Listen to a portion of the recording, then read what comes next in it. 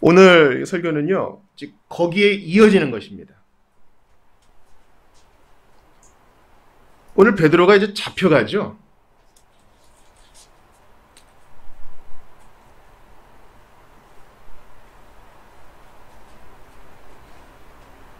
사도행전 4장 3절 보세요. 같이 읽어볼게요. 시작. 그들을 잡음에 날이 이미 저물었으므로 이튿날까지 가두었습니다. 안진뱅이 걷게 해줬는데 잡혔어요. 이제 반응을 한번 보자고요. 그가 전한 복음은요, 성령 충만하여 3,000명이 회심할 때 전한 복음과 이제 그 공회 앞에서 자기를 변호할 때 전한 복음이 같습니다. 즉 사도들이 전한 복음, 우리가 견지하고 우리가 받는 이 복음은 예수 그리스도께서 구약에 약속된 대로 오셨다는 것과 예수님께서 죄인을 구원하시기 위해 죽으셨다는 것과 우리를 의롭다 하시고 우리의 거할 처소를 예비하시기 위해 부활하셨다는 것에 중점을 두고 있습니다. 사도의 메시지는, 성경의 메시지는 오직 그리스도에게 초점을 맞추고 있어요. 오직 예수님께 초점을 맞추고 있어요. 여러분, 우리가 믿는 이 종교, 교회에서 우리가 너 종교 뭐야? 그럴 때 우리 뭐라 그래요? 기독교라고 그러죠? 기독이 뭐야, 기독? 기독이 뭐예요, 여러분? 기독이 뭐예요?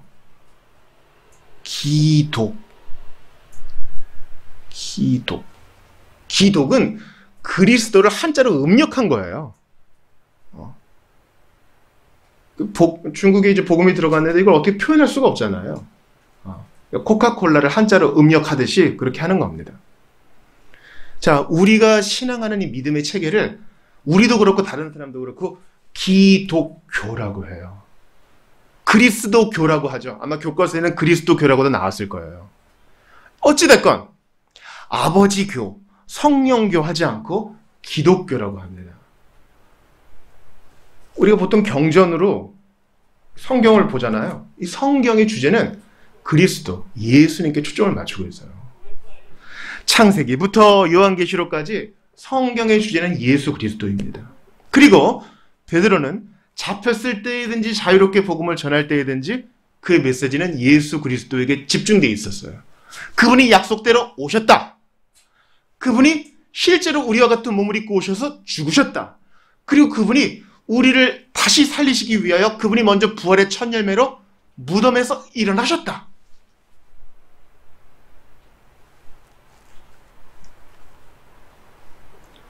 저는 지금 지성적으로 복음을 전하고 또 지난주에 봤듯이 이 복음을 전하니까 마음에 찔리는 사람들이 정서적으로 있었고, 세 번째로 회개하여 믿음의 결단을 내려가지고 사도를 바라보고 서로 힘쓰고 이런 결단이 있는 지정의 전인격적인 복음의 반응을 우리는 봤어요. 자, 그러면 거기에 대한 결과가 있을 거 아니에요. 그 결과가 바로 담대함입니다. 담대함. 여러분 따라해 보세요. 담대함. 오늘 주보 2면 보세요. 설교 제목이 뭐예요, 여러분? 담대한 시점이죠. 이 담이 간이에요, 간.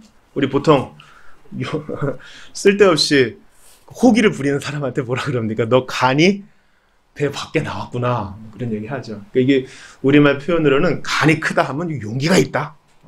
호기가 있다. 이렇게 보통 봅니다.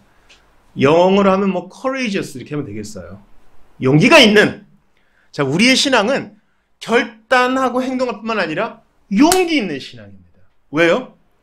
예수의 오심과 죽으심과 부활이라는 정보를 받고 마음에 큰 찔림을 정서적으로 받고 이제 스스로 자원하여 예수 믿기로 결단했는데 그 자연스러운 결과가 담대함이라는 거예요. 자, 이제 3절 아까 봤던 4장 3절 이후를 봅시다. 그들이 잡혔습니다. 베드로와 요한이 잡혔습니다. 근데 말씀을 들은 사람 중에 믿은 자가 남자의 수가 5,000명이나 되었대요. 3,000명보다 더 많아졌어요. 담대하게 복음을 전하고 예수님을 부끄러워하지 않으니까 결과들이 나타납니다. 자, 그리고 이제 보세요. 5절. 이튿날 관리들과 장로들과 서기관들이 예루살렘에 모였는데 이 사람들은 이제 자치적인 의회의 멤버들이에요. 이 사람들이 로마가 준 권한 안에서 종교적인 문제와 지역적인 문제는 그들이 알아서 해결할 수 있었습니다. 6절 같이 읽어봐요. 시작. 대제사장 안나스와 가야바와 요한과 알렉산더와 및 대제사장의 문중이 다 참여하다. 안나스, 가야바, 예수님 재판한 자들이잖아요. 사위와 장인, 권력의 핵심. 예수를 잡아 죽인 자들이니까 사도들도 그 제자들도 잡아 죽일 수 있겠죠? 무서운 거예요, 여러분. 여러분 무서워 본 적 있어요? 진짜 힘을 가진 사람한테 무서워 본 적 있어요? 특별히 뭐 잘못한 거 없지만 경찰차 지나갈 때 약간 좀 조심하게 되지 않아요? 쓰레기 함부로 쫙 버리고 포켓몬빵 딱 득템해가지고 포장지를 아무렇게나 탁 버리고 사탕 껍질을 아무데나 확 버리고 싶을 때 경찰이 확 지나가면 좀 조심하게 되는 거. 무단횡단을 탁 하려고 그러는데 경찰차가 지나가면은 좀 조심하게 되는 거.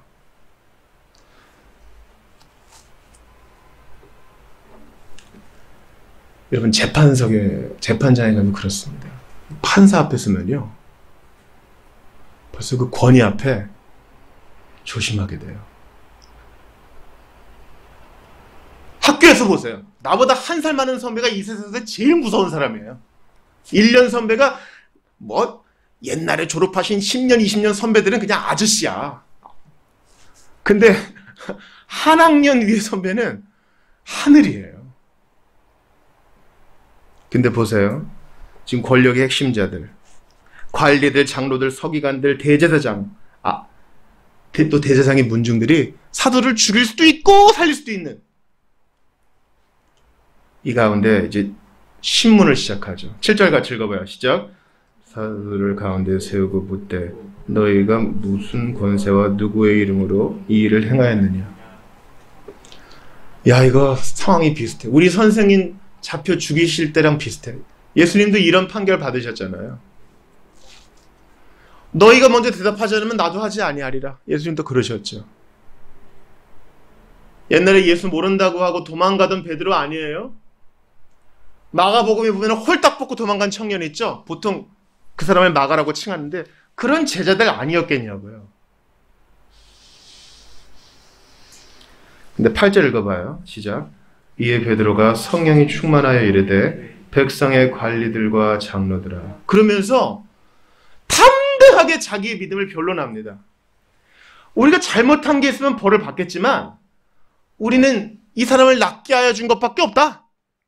그리고 너희들은 예수를 잡아 죽인 자들이 아니냐. 하나님이 그를 주와 그리스도가 되게 하셨으니 믿고 회개하여 세례를 받으라. 똑같이 복음을 전합니다. 여러분 13절 한번 크게 읽어볼게요. 13절. 담대한 신앙의 그 어구가 여기서 나왔거든요. 13절 시작.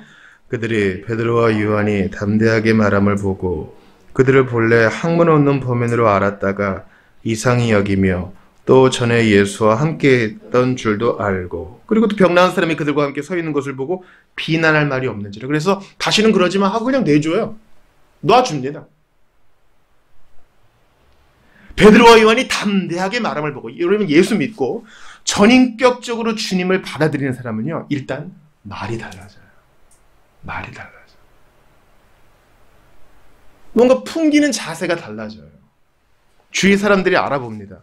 저 사람은 내가 갖지 못한 뭔가를 갖고 있어. 어떻게 설명은 못하겠는데 저 사람이 믿고 있는 예수 때문에 나랑 다른 게 쟤한테 있어. 그래서 알고 싶어져요.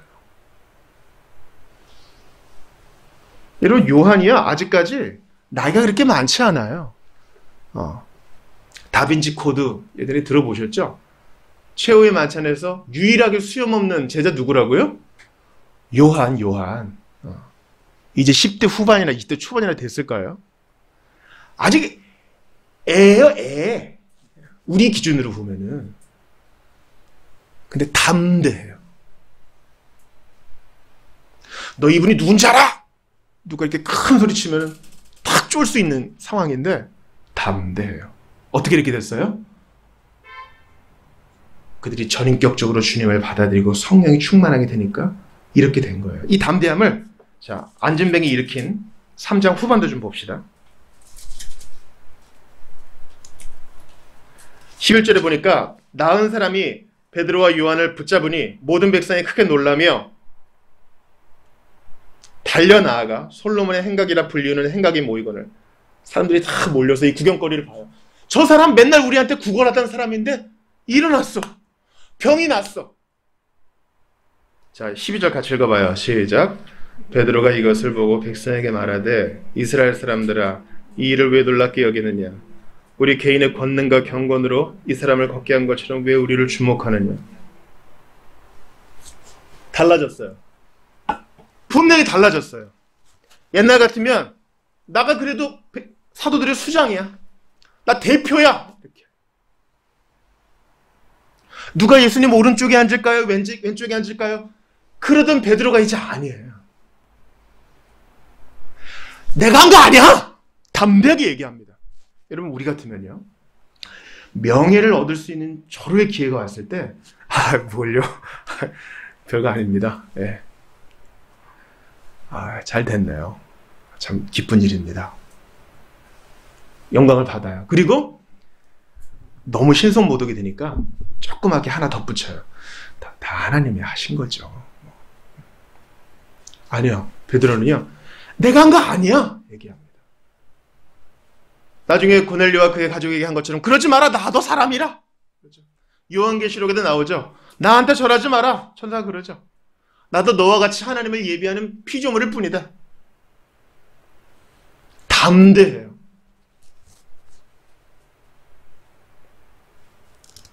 그리고 또 복음을 전합니다. 여러분 17절 같이 읽어봐요. 시작. 형제들아 너희가 알지 못하여서 그리하였으며 너희 관리들도 그리하는 줄. 그거 뭡니까? 너희 관리들과 너희가 합심하여 예수를 잡아 죽인 거 아니냐. 너희 공범이다. 담대하게 얘기해요. 지금 칭찬하러 온 사람들한테 인기가 떨어질 수 있는데 두려워하지 않아요. 우리가 믿는 신앙은 담대함입니다. 사람의 눈치를 보는 것이 아닙니다. 예수 그리스도 때문에 갇혀도 선포하는 겁니다. 이게 오늘 메시지 전부예요. 본문을 길게 다루었지만 여러분이 분명히 인상 한 가지만 갖고 집에 돌아가실 거라고요. 하나만 기억하세요. 예수 믿는 신앙은 담대한 신앙이다. 저는 눈치 잘 보거든요.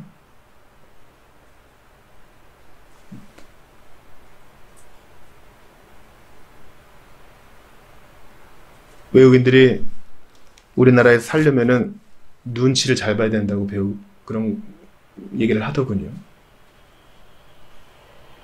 근데 예수 믿는 신앙은요, 예의가 어긋난 건 아니에요. 사랑이 없는 것도 아니에요. 신앙에 있어서 담대한 거예요.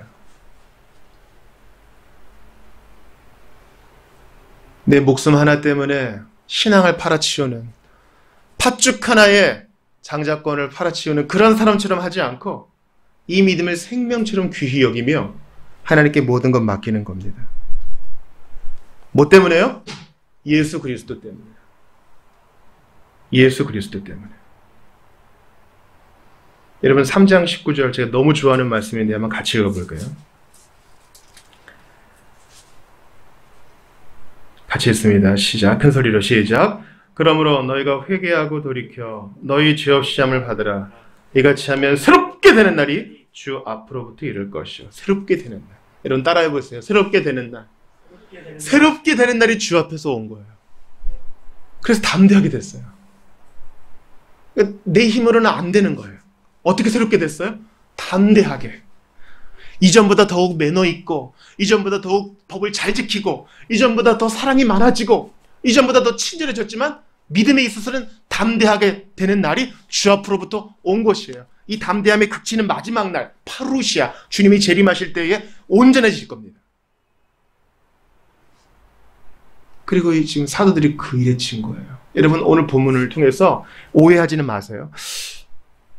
우리는 지금 예수 믿는 것 때문에 잡혀가지 않는데, 나는 사도처럼 안진뱅이를 일으키지 못하는데 나와 무슨 상관이 있어? 맞아요. 사도가 끊어진 것처럼 사도는 12명이 끝이에요. 더 이상 이런 기적이 계속된다는 것을 보장하지 않습니다. 디모데 보세요. 디모데가 이런 일을 했다는 기록이 있어요? 아니요. 이것은 사도들이 행한 것이 예수님의 이름으로 시행하는 것이 진짜라는 것이 메시지를 확증해주는 사건일 뿐입니다. 그러나 그 본뜻은 똑같습니다. 예수 믿는 자는 담대합니다. 나 담대해야지? 단순히 그런 의지의 문제가 아니라 새롭게 되는 날이 주저로부터 와가지고 담대해져요. 남들이 뭐라 그러건 신경 쓰지 않는 것입니다. 인기에 영합하지 않고 주님의 영광을 가리우는 것이라면 뭐든지 다 반대합니다. 내가 한 거 아니야. 여러분 한번 생각해 보세요. 뭐 드라마 정도전 때부터 뭐 헬조선이란 말이 나왔다면서요? 근데 우리가 도대체 무엇을 두려워하고 있어요? 우리가 걱정하고 두려워하는 거 있잖아요. 죽음을 두려워하나요? 여러분 섀도우 박싱이라고 있어요. 그냥 앞에 내 적이 있다고 생각하고 그냥 펀치 연습을 하는 겁니다. 근데 우리가 실제로 그럴 수 있어요. 우리가 걱정하는 일의 70%는 뭐 일어나지 않는 일이라고 자기계발서에 많이 나와 있잖아요. 앞으로 일어나지 않을 일들을 내 앞에 턱 두고 혼자서 싸우는 거예요. 그러다가 영상 보고 자고 또 일어나서 또 영상 보고 그러지 않아요. 도대체 뭘 두려워하는 겁니까? 여러분 신자의 죽음을 보면요. 우리는 두려워할 게 없다는 것을 잘 알게 돼요.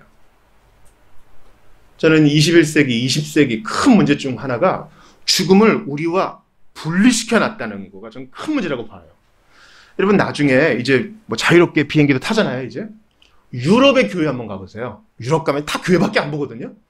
근데 이제 설명을 잘 모르고 기초 지식 없이 그냥 가면요. 교회가 있구나, 또 교회가 있구나, 크구나, 뭐 이러고 그냥 넘어갈 수 있는데 그 안에 담긴 의미를 보면은 상당히 볼 게 많습니다. 유럽에는요, 요 제단, 강단 밑에 무덤이 있는 경우가 많아요. 루터 교회도 그렇고. 또 교회 묘지가 교회 마당에 이렇게 있는 경우가 많이 있어요. 이 단 아래 시체가 있다는 게 조금 소름 끼치세요? 아니요. 그렇지 않습니다. 우리는 매일 살면서 죽음을 생각해야 됩니다. 삶과 죽음이 그렇게 다르지 않아요. 신자의 죽음은 영광으로 들어가는 그 초입입니다. 자, 우리가 아프면 어떻게 돼요? 아프면 병원에 가죠. 그리고 병원에서는요, 최대한 살릴 때까지 다 무슨 일을 다 합니다. 여러 가지 튜브를 꽂고 여러 가지 기계를 장착하고 그래서 살아있는 사람과 격리시켜요. 우리가 일부러 찾아가 보지 않는 한 죽어가는 사람을 잘 못 보셨을 거예요. 그죠? 죽어가는 사람은 이른바 전문가들, 돈을 받아서 의료 서비스를 제공하는 사람들만 죽음을 봐요. 그리고 이제 아무렇지 않게 지나갑니다. 저게 나쁘다고 얘기하는 게 아니에요. 우리 신앙생활에서 죽음이 너무나 지금 멀리 있는 것처럼 느껴져서 우리가 섀도우 박싱하고 있다는 것을 말씀드리는 겁니다. 병원에서 가망이 없다고 봐요. 그럼 어떡합니까? 요양병원에 보내겠죠. 또 가족들과 떨어져요. 거기서 전문 도우미가 이것저것 돌봄을 주다가 때가 되면 이제 가는 겁니다. 마지막에 유언을 볼 수 있으면 좋겠지만 보통은 요즘 코로나라서 면회가 안 되고 가족 중에 한 분 정도만 좀 참여하게 되죠. 그래서 우리가 죽음이 상당히 멀리 있고 우리 나름대로 생각하는 거예요. 죽을 때 아프지 않으면 좋겠다. 그 정도 생각하는 거죠. 출생도 마찬가지입니다. 대부분의 아이들이 출산의 현장, 어린아이들을 본 경험이 없기 때문에 얼마나 아플까, 얼마나 힘들까 그냥 섀도우 박싱을 하는 거예요. 그 영광스러움도 못 보고 신자의 죽음의 영광스러움도 못 보고. 여러분 신자는요 죽을 때 평온히 갑니다. 호스피스 하시는 분들한테 물어보세요. 알츠하이머 걸린 분들인데 누가 왔어? 누가 데리러 온다는 거예요. 평온히 갑니다. 여러분 두려워하지 마세요. 이 세상에서 죽음을 두려워하지 않는 유일한 존재, 그리스도인입니다. 왜냐면 다 잘 될 거야가 아니라 소망이 있는, 근거 있는 믿음이거든요. 우리는 죽음과 동시에 즉시 어떤 중간 단계 없이 낙원에서 눈뜨게 될 것입니다. 마지막 날 주님의 재림의 나팔이 울려 퍼지면 예수님처럼 부활의 몸을 입고 새하늘과 새 땅에서 영생을 보내게 될 것입니다.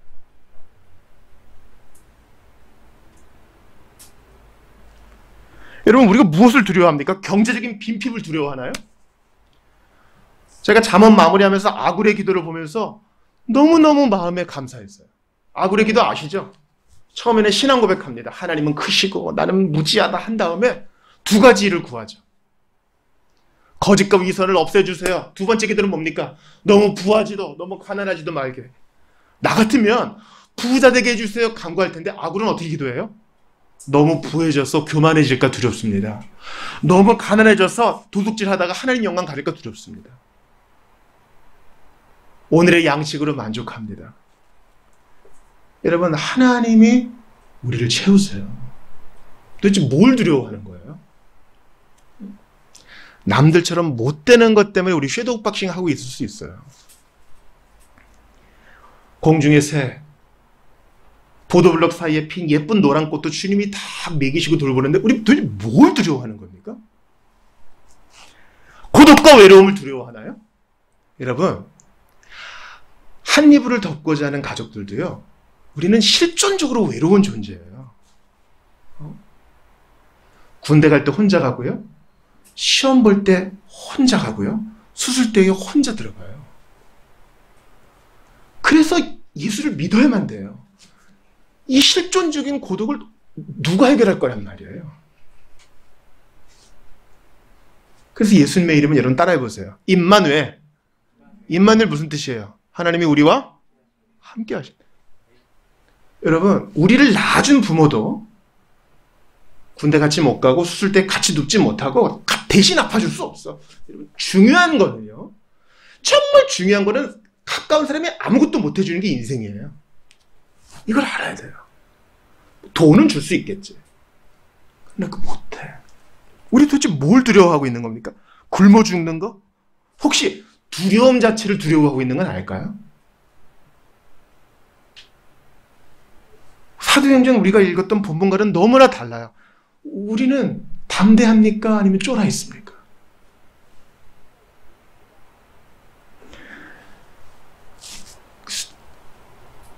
우리가 믿는 이 신앙을 기독교라고 하고, 특별히 우리 종교개혁 신앙 가진 이들을 뭐라 그래요?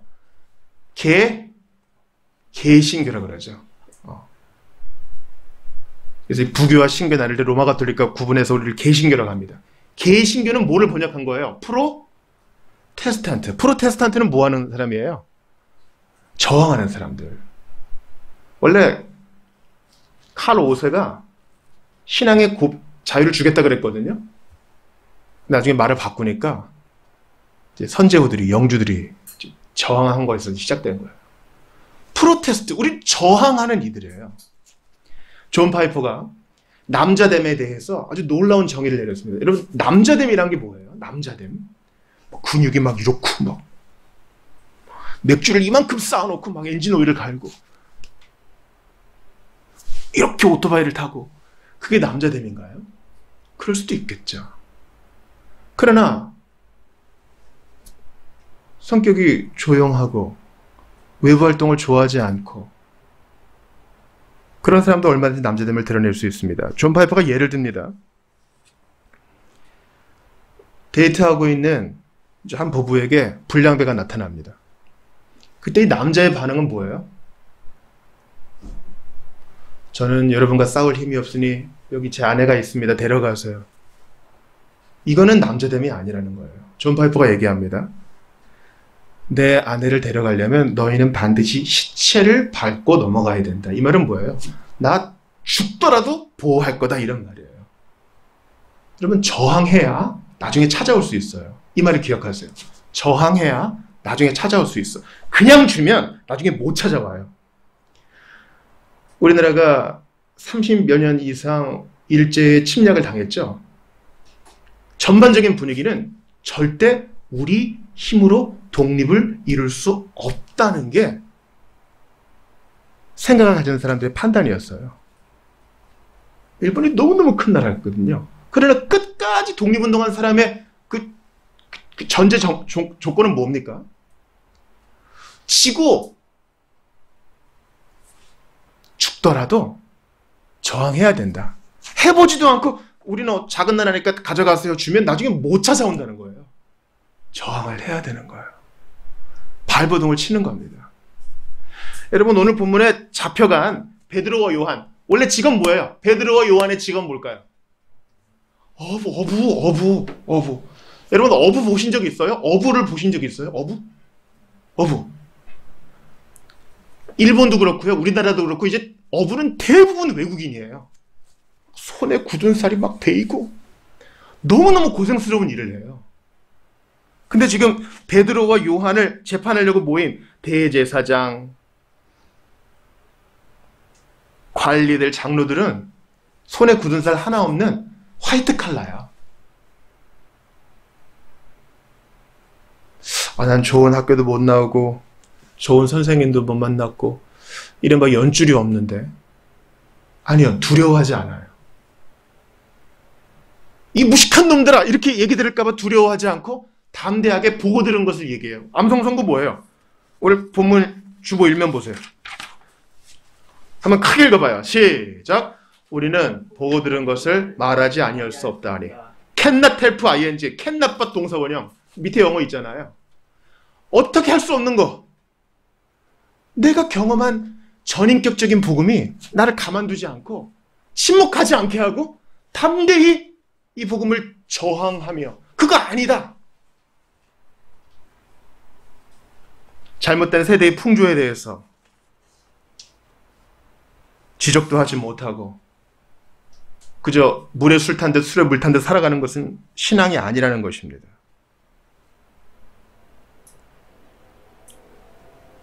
여러분께 한번 성경을 찾아보길 권합니다. 디모데후서 3장 12절 찾아볼게요. 팀후로 찾으시면 돼요. 팀후. 디모데후서 3장 12절. 두 군데 찾을 거니까 꽂아놓으세요. 디모데후서 3장 12절 시작. 무릇 그리스도 예수 안에서 경건하게 살고자 하는 자는 박해를 받으리라. 사도가 분명히 얘기했어요. 너의 신앙이 도전을 받을 것인데 어떻게 반응할 것이냐? 담대하게. 하나 더 찾겠어요? 요한복음 15장 20절 찾아보겠습니다. 요한복음 15장 20절. 이번엔 예수님이 직접 말씀하신 거예요.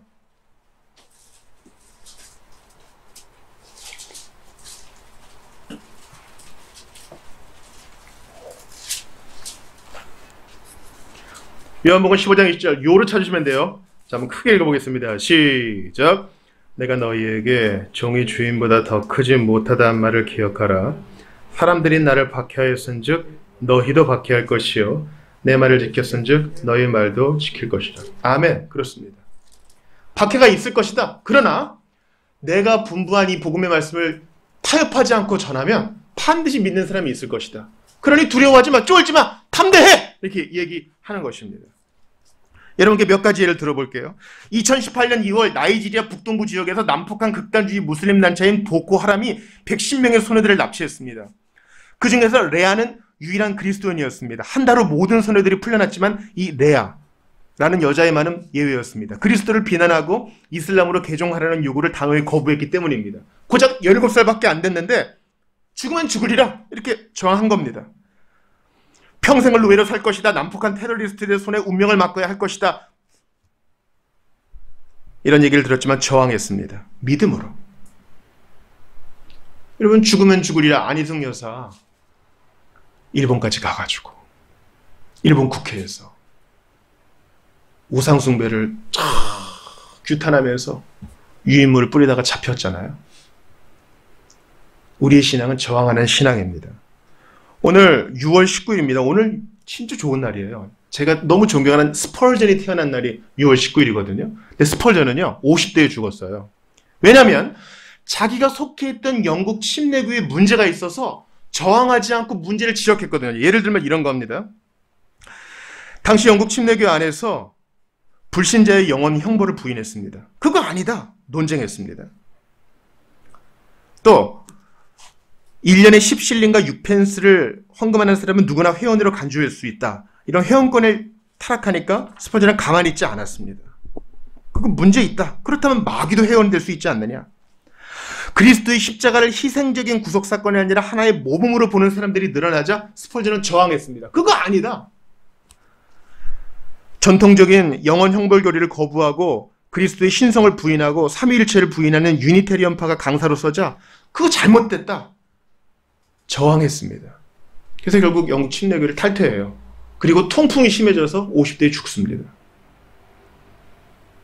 그럴 수 있지 하고 짓지 못하는 것처럼 가만히 있는 게 아니라 그거 잘못된 겁니다. 우리가 십계명 하이델베르크 배울 때 경험했죠.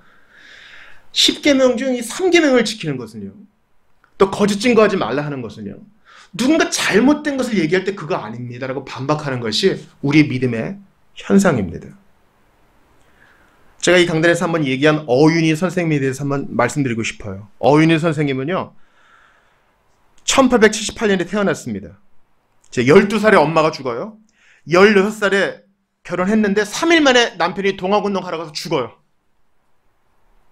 3일에 결혼생활을 한 거죠. 19살에는 부친이 죽어요. 황해도 지역을 10년간 전전하다가 갬블 선교사에게 세례를 받고 미리움 여학교, 호수돈 여학교 졸업한 후 남감리회 전도부인으로 활동합니다. 옛날에는 전도부인이라는 교회 직분이 있었어요. 그러다가 1919년에 개성 지방에 독립운동을 촉발시키는 지도자로 활약하다가 잡혀요. 어떻게 됐겠어요? 검사 앞에 딱 불려나가죠. 서울로 압송됩니다. 경성지방법원 검사국에 가서 조사를 받아요. 근데 고분고분 대답을 하지 않는다고 검사가 호통을 칩니다. 저 앙큼한 년 봐라. 다 아는 거짓말을 하는구나. 전혀 발가벗겨라. 그러나 어윤이는 전혀 주눅들지 않고 오히려 당당하게 내 몸에 누가 손을 대. 발가벗은 내 몸뚱이 보기가 그렇게 소원이거든. 내 손으로 직접 옷을 벗겠다 하며 옷을 훌훌 벗었다. 40살이에요. 이덕주 교수가 쓴 책에 나와 있습니다. 자, 실컷 보시오. 당신 어머니도 나 같을 것이고 당신 부인도 나 같을 거요. 하고 소리를 지르니 오히려 검사가 당황하여 똑바로 바라보지도 못하고 어서 옷을 입히고 데리고 나가라. 전혀 길을 굽히지 않은 어윤이에게 경성지방법원은 징역 1년 6개월을 선고했습니다. 그리고 서대문 감옥 8호 감방에 수감됩니다. 거기 누가 있어요? 여러분들 잘 아는 유관순이 같이 있어요. 이 어윤이 전도부인은 금요일 아침마다 금식했거든요. 이제 잡곡으로 뭉친 밥덩어리가 유일한 식사인데 금식하니까 그걸 유관순이 줘요. 유관순은 10대니까 더 먹어야 되죠. 여러분 이런 담대함이 사도들의 것만이 아니라고요. 우리가 핑계댈 수 있어요. 오늘 본문 보고. 이 사람은 베드로니까요. 이 사람은 요한이니까요. 이 사람은 성경에 기록된 사람이니까요. 다니엘이니까요. 요셉이니까요. 그럴 수 있죠. 아니요. 우리의 것이에요. 담대하게. 복음의 메시지를 나누기 위해 모든 기회를 활용하려는 바람이 담대함으로 드러납니다. 베드로와 요한은 저 잘못한 거 없습니다. 변호하지 않고 그 기회를 복음 전도하는 기회로 삼습니다. 여러분 밖에 두려워하지 마십시오. 우리는 기꺼이 남을 불편하게 할 수 있어야 돼요. 너 그러면 안 돼. 너 예수 믿어야 돼. 선생님 그렇게 사시다가 죽습니다. 하나님의 심판에 떨어집니다. 주님 예수님을 전하지 않고 한 주 그냥 보내지 않게 해주십시오. 이게 우리의 기도 제목이 되어야 됩니다. 존경을 얻고 박해를 피하려고 복음을 약화시키게 만드는 유혹을 물리치고 신실함을 추구하게 하옵소서. 체면만 유지하고 우리는 능력과 생명력을 잃었습니다. 토마스 아퀴나스가 교황을 방문했대요. 토마스 아퀴나스가 교황을 탁 방문하니까 그때 이제 13세기니까 교황이 탁 돈을 세면서 예전에 베드로가 은과 금은 내게 없거니와 했지만 이젠 그런 게 통하지 않게 되었네. 그러니까 토마스 아퀴나스가 뭐라 그래요? 맞습니다, 교황님. 맞는데 그 뒤에 말 예수 그리스도의 이름으로 일어나 걸으라는 하지 못하게 되었습니다. 우리가 혹시 그런 처지에 빠진 것은 아닐까요? 복음의 적대적인 환경에서 활력 있게 복음을 증거하고 유지할 수 있는 열쇠는 바로 용기, 담대함입니다. 주님, 예수님처럼 반대를 직면할 용기를 주십시오. 사도들에게 그렇게 하신 것처럼 저에게도 성령 충만케 하셔서 이 믿음 부끄러워하지 않고 담대히 나아가게 해주십시오. 복음을 증거할 수 있는 기회를 주시고 기회에 있을 때 도와주십시오. 입술을 주장해 주십시오. 여러분, 시간이 많이 지났지만 오늘 자비교회 찬송집 끝에서 두 번째 찬송을 봐주시겠어요? 365장입니다. 여기 보면은 제가 오늘 설교를 준비하면서 히브리서 말씀이 깊이 생각났어요. 본문 말씀을 같이 읽어봅시다. 히브리서 12장 1에서 3절이에요. 시작. 이러므로 우리에게 구름같이 둘러싼 허다한 증인들이 있으니 모든 무거운 것과 얽매이기 쉬운 죄를 벗어버리고 인내로써 우리 앞에 당한 경주를 하며 믿음의 주여 또 온전하게 하시는 이인 예수를 바라보자. 그는 그 앞에 있는 기쁨을 위하여 십자가를 참으사 부끄러움을 개의치 아니하시더니 하나님 보좌 우편에 앉으셨느니라. 너희가 피곤하여 낙심하지 않기 위하여 죄인들이 이같이 자기에게 거역한 일을 참으신 일을 생각하라. 나 담대해야지가 아니라 담대히 먼저 그분을 보이신 예수님을 바라보면서 우리 이번 한 주 담대한 신앙으로 살아갑시다. 그저 사는 대로 사는 신앙이 아니라 주여 이것이 실제가 될 줄 믿습니다. 저를 붙들어 달라고 우리 이 찬송 부르시고요. 같이 기도하겠습니다.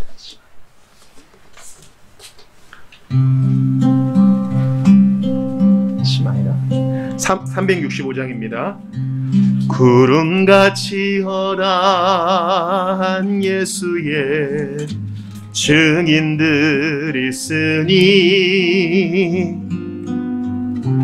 모든 무거운 짐 얽매이기 쉬운 죄를 벗어버리라. 믿음의 본 되신 예수, 믿음의 본 되신 예수, 십자가 지신 주님, 어려움 닥칠 때마다 예수를 깊이 생각하자. 우리 앞에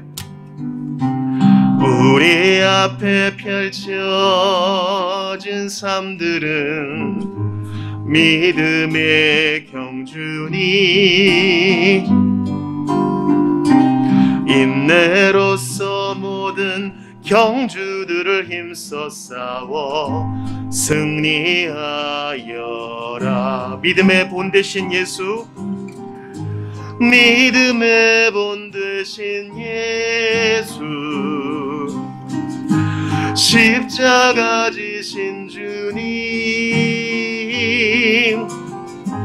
어려움 닥칠 때마다 예수를 깊이 생각하자. 구름같이 허다한 예수의 증인들 있으니 모든 무거운 짐 얽매이기 쉬운 죄를 벗어버리라. 오늘 주신 말씀 붙들고 같이 기도합시다. 구름같이 허다한 증인들이 있어요. 어떤 증인이요? 담대한 신앙으로 승리한 자들이에요. 이것은 실제입니다. 성령께서 우리에게 힘을 주셔서 이번 한 주 예수님 바라보며 또 구름같이 허다한 증인들의 뒤를 따라가면서 이 믿음대로 살 수 있도록 도와달라고 우리 간절히 말씀 붙들고 기도합시다. 하나님, 간절히 기도합니다. 그저 교회만 다니고 성전의 뜰만 밟는 신앙이 아니라 담대하게 예수 믿는 신앙을 변호하고 증거하는 저희가 되게 하시옵소서. 도대체 무엇을 두려워하고 있는 것입니까? 도대체 무엇을 두려워하고 있는 것입니까?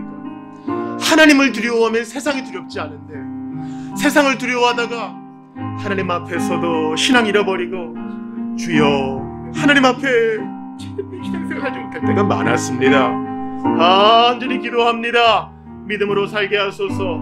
사도들에게 주셨던 그 믿음을 저희에게도 주셔서 주여 예수 믿는 신앙이 악세사리가 아니라 분명 열매 믿는 신앙, 담대하게 정말 세상과는 다른 믿음으로 영향력을 끼치고 잘못된 것을 드러내고 사랑으로 인내하며 하나님 원하시는 일들을 잘 감당하게 하여 주시옵소서.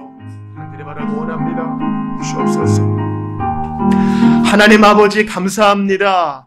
저희는 두렵습니다. 자주 숨습니다. 자신 없어 합니다. 그러나 전인격적인 복음, 예수 믿는 신앙, 성령 충만이 저희에게 있으면 사도들처럼 또한 구름같이 허다한 증인들처럼 예수님처럼 담대하게 믿음대로 살 줄 믿습니다. 저희를 도와 주시옵소서. 하나님을 두려워하면 세상이 두렵지 않을 줄 믿습니다. 반대로 세상을 두려워하면 모든 것을 두려워하게 되는 줄 압니다. 주여 바라고 원하오니 죽음도 어찌할 수 없는 이 은혜를 받았으니 살아서나 죽어서나 우리는 주의 소유임을 기억하면서 믿음대로 살아가게 도와주시옵소서. 이 믿음은 거친 세상 살아가는 유일한 위안이 됨을 믿습니다. 예수께서 피로 인쳐주신 이 복음, 저희가 믿음으로 담대하게 살아갈 수 있도록 도와주시옵소서. 저희는 기도원같이 쫄보입니다. 그러나 주님이 힘주시면 담대한 믿음이 용장될 줄 믿사오니 저희의 손을 붙잡아 주시옵소서. 주 예수 그리스도의 이름으로 기도드리옵나이다. 아멘.